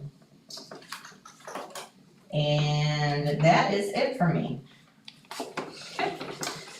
District committee reports. There was a buildings and grounds committee meeting April 18th and an assessment committee meeting May 6th. Anything to report from either? Yep. Okay. District events. We had the Meet the New Superintendent reception on the 18th, along with the Triad Prison concert that same evening. I was in attendance with both and they were absolutely fantastic. I'd like to give a shout out to our food service staff. They put on an absolutely beautiful reception for our new superintendent. And I think our district and staff did a great job making her feel welcome. So thank you to everyone who participated in that. And then the Triumph concert, the Prism concert has always been one of my favorite concerts here in the district. It's a student-led event, and I think that makes it just feel that much more special. The kids are really into their craft, whatever that might be, musically. Middle and high school report cards were the 19th, the high school prom we just heard about on the 27th. The grade 4 spring concert, I believe was last night. Four County School Board Association, I have nothing to report there. PTSA, Veronica, do you have anything for us? I do, even though a lot of my thunder was taken. Good evening, everybody, I wrote my little notes. So the first thing to report with the PTSA is we are approaching chairperson elections. We're actually having 3 of our chairpersons turn over this year. One person's moving out of state, another one just has personal commitments, and the final one between children and our own business, more personal commitments. So we'll have some new faces coming in. Book fair success from 2 weeks ago, it was amazing. Lines were down the hallway for parent night. We again exceeded our previous sales history, so we were able to earn the elementary school $6,000 in scholastic book funding. So, and I know how excited Ellen was. I'm so to do that excited. last year. Staff appreciation going on this week. We have a small committee running that where they've been doing water, coffee, and snacks to the different school buildings. They did staff shout outs, which it's the first time I have seen it, at least in my child's history here at the building, and I really hope we continue to move that forward. And then also, on Monday, today, and on Friday at the high school, particularly, we are doing chair massages for the staff in the buildings. So, What time should we be here? middle school was already done, so. Next week at Apple Blossom, we will have a tent there. One is to just promote PTSA. We always wanna try to get new members in every year as there is attrition. Also, we've been using this event to specifically raise funding for staff appreciation. As part of our bylaws, and I believe the state bylaws as well, is we can't actually use any of our own budget to support that event. However, if we do special fundraising, we can do that, so if you see that tent, feel free to bid on some of the raffle items that we will have there. Then obviously roller skating's back at the middle school. It has been a great experience having the staff, Miss Taylor in particular, like she checks on us every 5 minutes and Oh, I thought you were gonna say she roller skates. Those days are over. Yes. But it's been great taking on that experience with the middle school. We really want to start doing more with the middle school and high school, just because there is so little for us to do right now as compared to working with the smaller kids who are the fun of everything. And then providing hospitality at the spring concerts. Last night was our first one, which was fun, and then we will have different people at the different events going through the next few weeks. Thank you. Thank you. So much good stuff, Yeah, thank so you. much good stuff. And as much as I would love to stay, I also would It's love to okay. Thank you very much. All right, moving to board reports.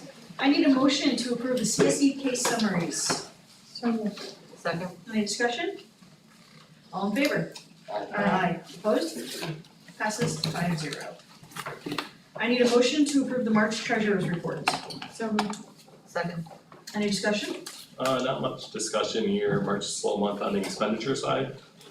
Is a relatively big month on state aid collection side. We collect about 5.6 million in revenues for state aid.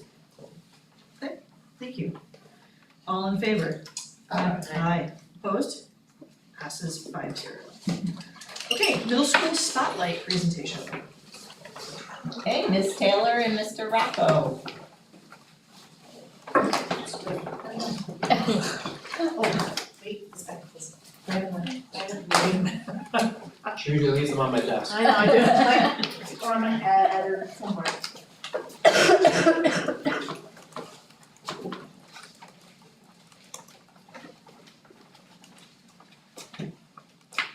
Good evening, everyone. Welcome to the middle school spotlight. The 23-24 school year was a fantastic school year with the addition of Mr. Rocco. Still is. It still is, and trust me, and I just cannot speak highly enough of just how well the year has gone. And so we are going to show you our spotlight. So as you will see, oh, hold on a minute, Grace, we'll back up just a little bit. Oh, back up. So, just this little side note, this is our first major logistical event, was to get this, the W, and it worked out well, so we were so happy with it, and we also had the drone, so that was a great day. Okay, so, okay, Grace, next one. When Brian was hired, one of our very first conversations we had was that one of my goals for the building and for all of us is that over the course of the years of COVID, et cetera, the middle school had lost its sense of community. We had begun to be silos of grades, and there was a little bit of a sense of disconnect. Through no one's fault, it began to sort of splinter. And so we talked about rebuilding that sense of community within the school and making it, we are all together as one. And one of the things that we talked about very early on was having a forum. And the high school has forum, and as a former high school teacher, I remember forum when I used to be there, and it built a great sense of community in the high school. Forum is every day at the high school. We do not do that at the middle school. We do it just one day a week. We do it on Wednesdays, which it makes it more of an event for our children. And so our goal for this entire year was to rebuild that sense of community, to strengthen our Tier 1 MTSS process by revisiting our expectations around our Pride motto, and also to be intentional about inclusivity of all of our students. So I'm going to turn it over a little bit to Ryan, so as someone who has not been in Williamson for years and years, his perception and what he sees. So I'd be remiss to say that coming into Williamson and having that task, like let's rebuild community, it was actually really easy because of like what we heard tonight with the support from community, interactions with parents. The students are phenomenal, our teachers are outstanding, so it's been nothing but awesome from my lens. So with community forum, so if you really want to see positive energy at 7:25, 280 middle school students smiling, dancing, staff. I think you should come on Wednesday, 30 minutes of just talking about current events or events that are going to happen later in the week. We have our teaching time, so we look at data. We heard a lot about data.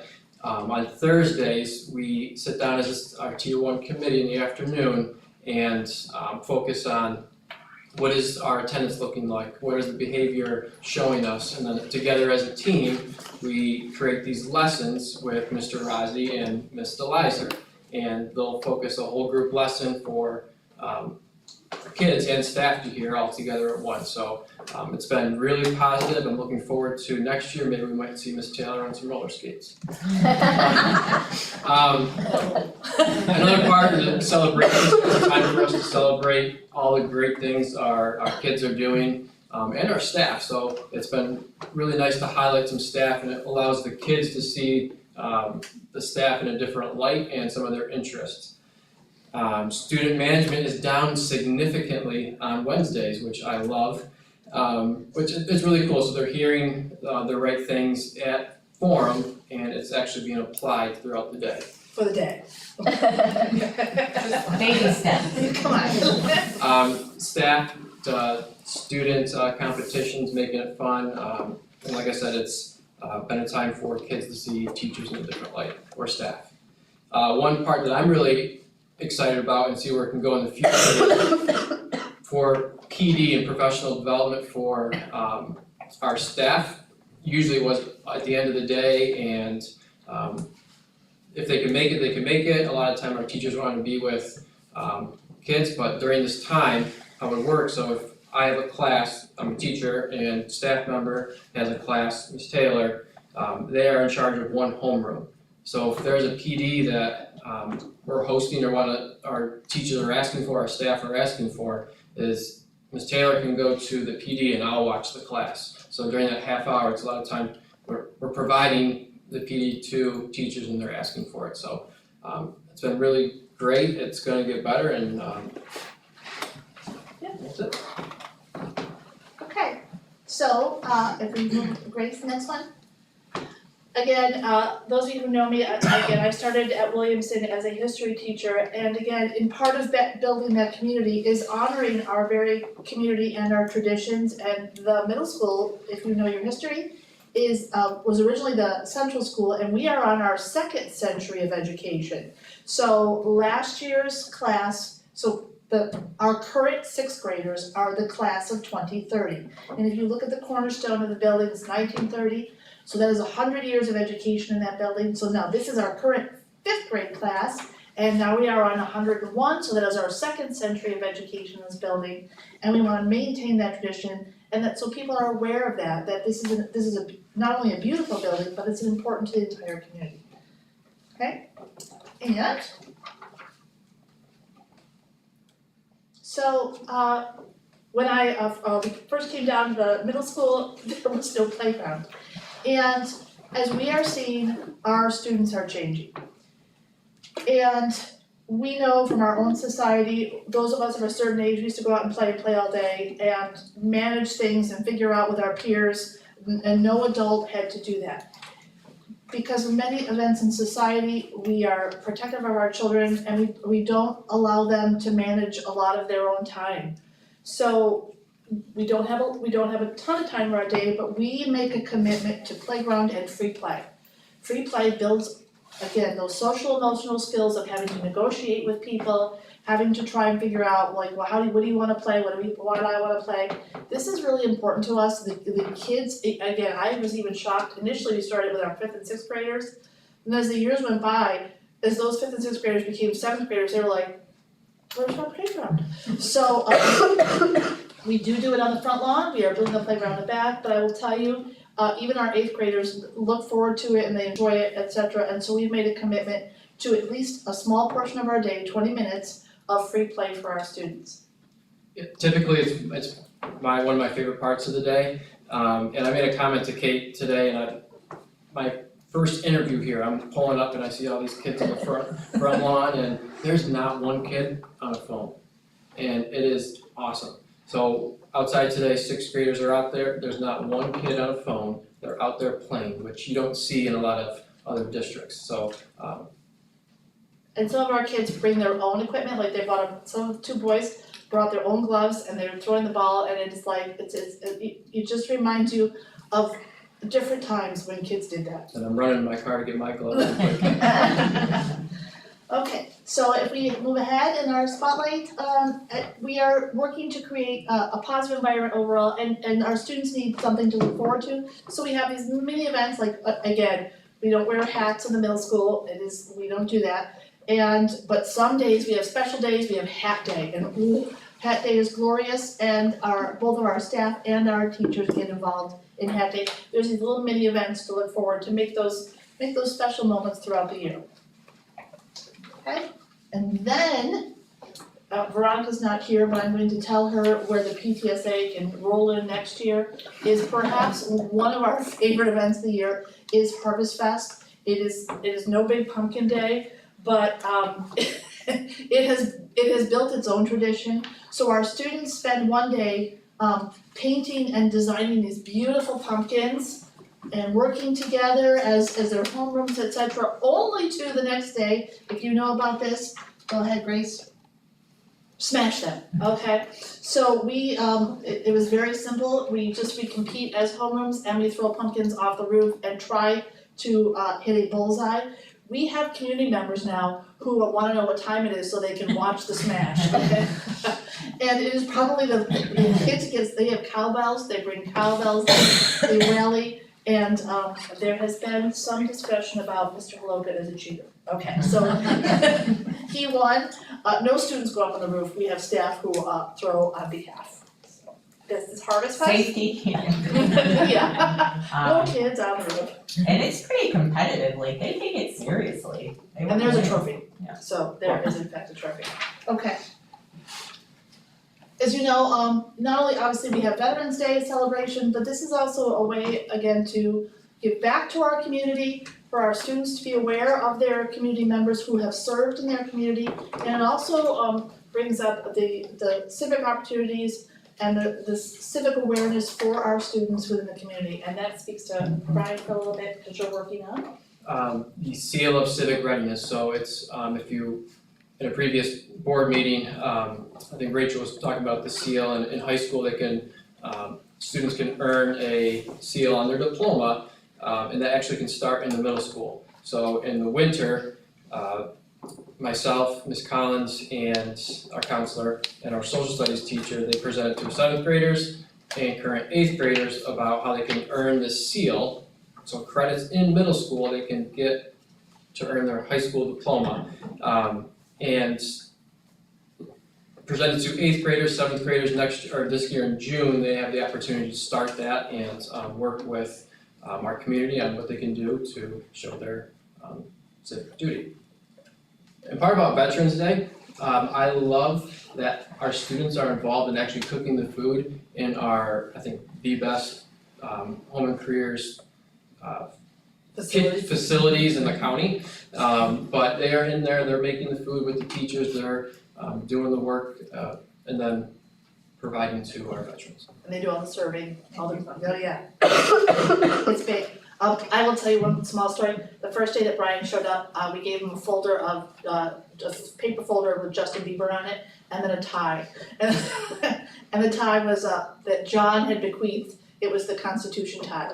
And Brian's in his 40s, he wore that Constitution tie on it. He's like, what is this? It's a Constitution tie.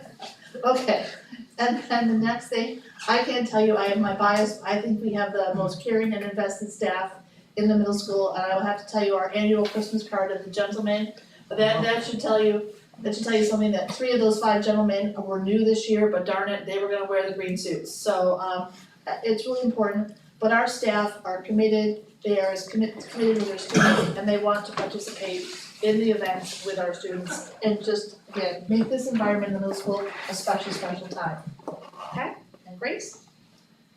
And then this has come up, and I wanna say, we are also invested in experiential learning. Again, our learners are different than they were 5 and 10 years ago, so we are trying very hard to make specific experiences for our students that are both hands-on and really learning. So this is a little bit more right now play, but if you look down at the left corner, that is the crochet club. And so students have, that is part of our community schools, they have started as crochet club, but then, Grace, if you go to the next one. We have a phenomenal 6th grade social studies teacher, Ashla Valley. She is working with VR, and you'll see the students have the technology on. I was able to watch this class and be part of it, put the headset on. We went to ancient Greece, we saw all the ancient Greek ruins, and you could, of course, everybody's turning their head, like, etc. But we saw the Parthenon, we were up on top of the Acropolis, it was amazing. And again, as someone who loves history, you were right there, and you got to walk around, and you got to see all the different places. It was as if, I've never been to Greece, but I felt like I was in Greece at that time. It was probably one of the most exciting classes I've ever seen, and the kids, then it generated a ton of questions. Kids were like, what about blah, blah, blah, blah, blah. It was really exciting. So this is the direction we are really trying to go with that very hands-on, experiential learning for kids to like branch out of their world of Williamson.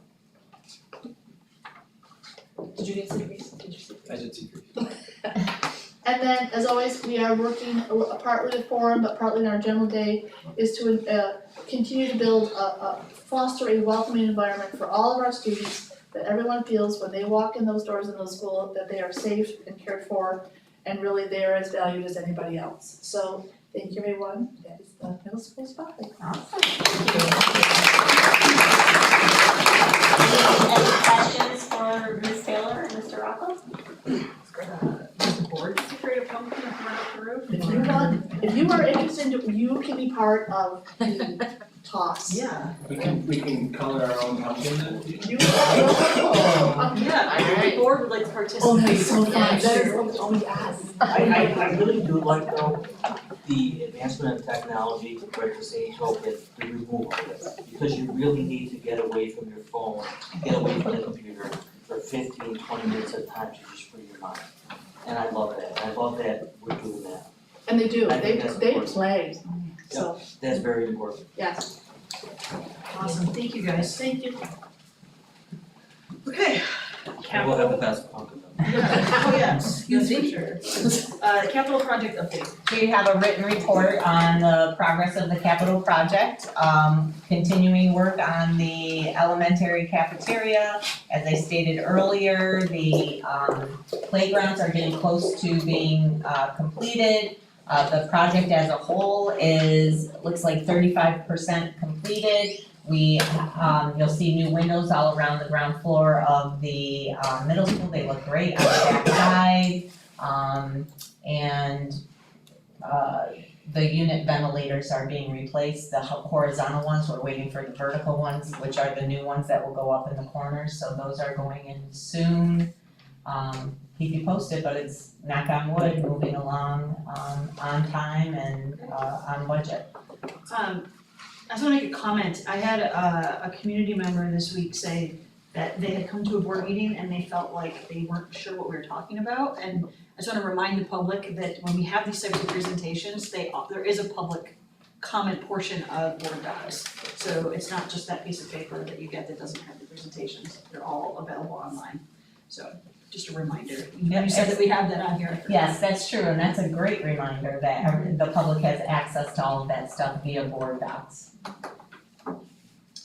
Okay, onto the consent agenda. I need a motion to approve the consent agenda items 5B through 5E as recommended by the superintendent. So moved. Second. Any discussion? All in favor? Aye. Aye. Opposed? Passes 5-0. Alright, moving into old business. I need a motion to approve the second reading and adopt the following policies as listed below. I move that we waive the second reading and adopt the policies listed. Okay. Any discussion? I would like to point out, I know we've had a handful of conversations about public comment and the guidelines for citizen input, policy 1500. While we're approving it as is tonight, I would recommend that we revisit that at our retreat this summer, so we can have some lengthy conversations and give us time between now and then to look at what some other districts are doing and gather some more data and research for our conversation at our retreat. Is that okay with everyone? Sounds good. I can reach out to the other district clerks that. I would love to see two things. One is like, what does their board packet look like and how do they word the public comment piece? And then if they have any policies that, I think a lot of districts have similar policies to ours around that, but if anybody has one that's unique or different, I'd like to see that as well. What was the second part, I'm sorry? If they have any policies that relate to public comment or the citizens' input, that's unique or a little bit different than ours, I'd just like to gather some outside perspective, how we can probably improve upon our process. Okay. And then we'll make a point during our board day, second day there, whatever, to fit that in. Okay. All in favor? Aye. Opposed? Passes 5-0.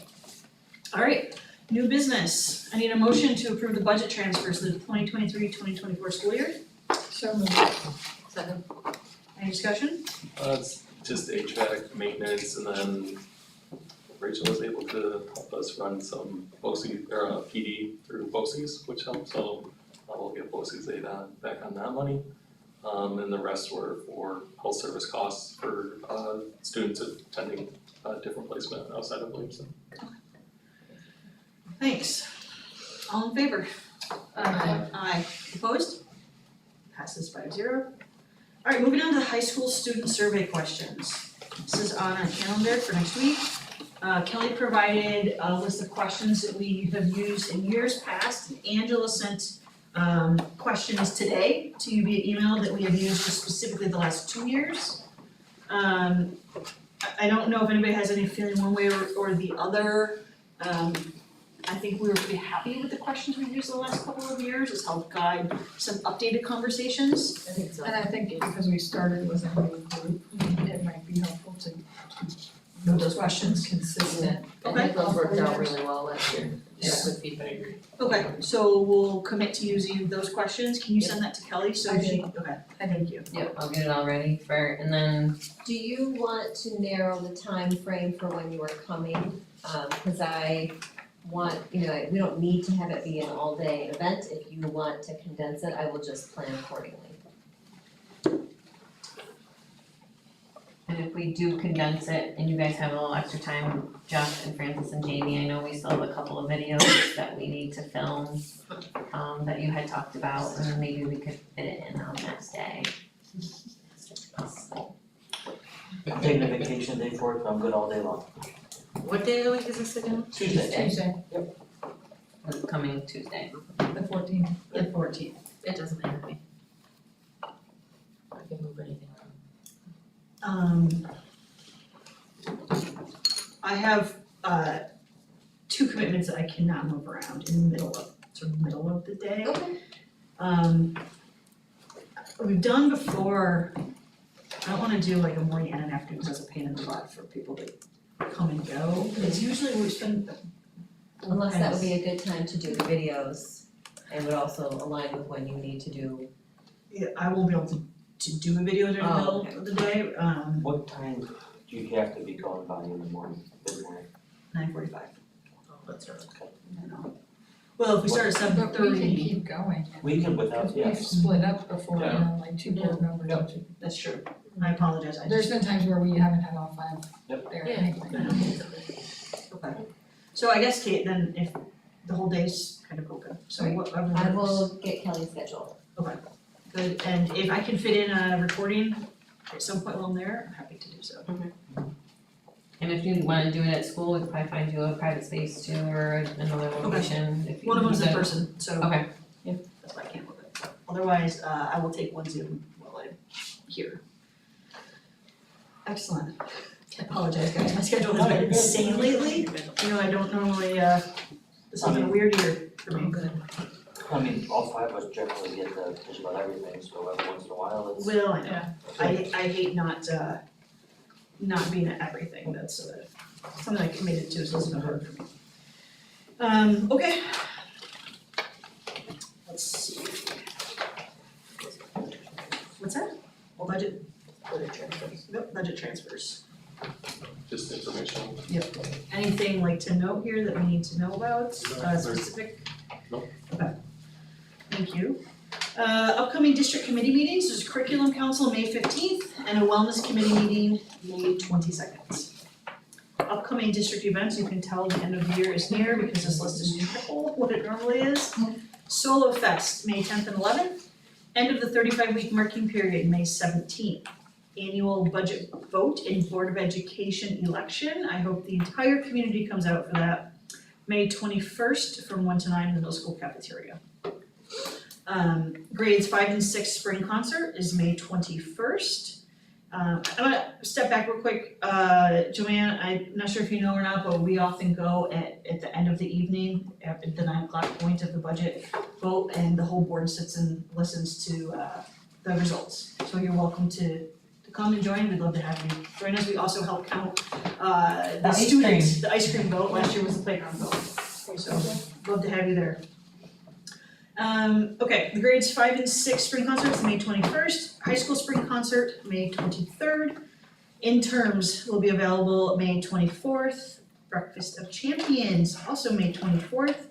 Memorial Day holiday, no school, May 27th. And tenure and retirement reception, May 29th at 5:30 before the board meeting. Closing items, Board of Ed highlights. Anybody have anything they'd like to highlight this evening? I highlight the fourth grade concert last night. I always love seeing how far they've come when they just pick up their instruments. And that same year, I think everyone did such a great job and there was so much energy and they all look like they just love performing and it's just really fun to see. So appreciate everyone who put all their hard work into it. Okay, public comment. The Board of Ed invites the public to comment on matters on the agenda at this meeting. Public comment portion of the meeting is a time for the board to listen to you. Responses may be provided by the board president at this time or by an administrator at a later date. We ask you come forward to the podium, identify yourself by stating your name and the agenda item you wish to address. Please limit your comment to 2 minutes per person. The board has allotted 10 minutes total for public comment prior to adjournment of the meeting. Critical comments naming specific personnel should be addressed privately in order to protect individuals' rights.